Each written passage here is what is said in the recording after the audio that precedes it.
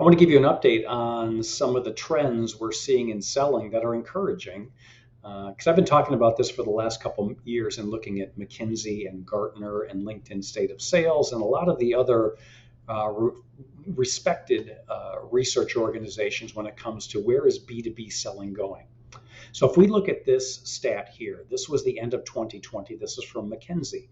At the time, it was called the rule of thirds, which basically said at the end of 2020, buyers were saying that they preferred one of three different interactions with salespeople. Actually, two of them, because one of them was traditional, face to face in a room.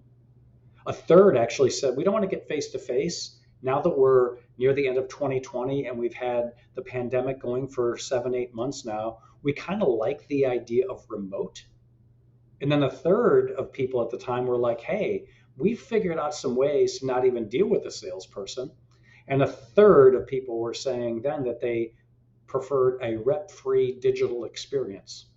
Then in 2020 or 2022, this stat came out that said 72% of buyers preferred a rep-free experience. So we saw things going from a third basically to 72%. It was like, okay, where's this going to lead?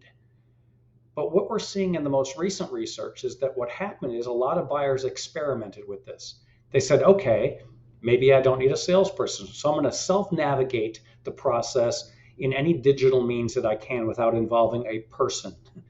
And when now we're a couple of years into that experiment, buyers are saying one thing, but they're feeling another because they were saying rep-free.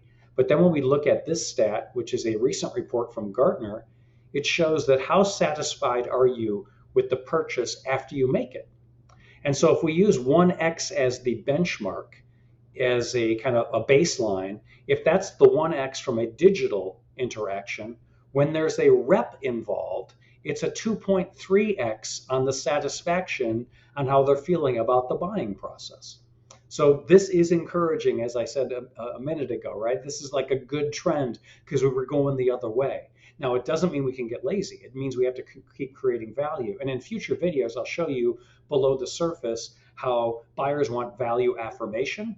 They want a bit different kind of interaction. They want one that provides value at all steps of the way. They don't want the traditional sales rep experience that doesn't provide value. And we'll dive deeper into that in future videos. But for now, let's just focus on this. This is a good trend, and let's see where this takes us. I'll keep you updated as we dive further below the surface on this, but this is good news.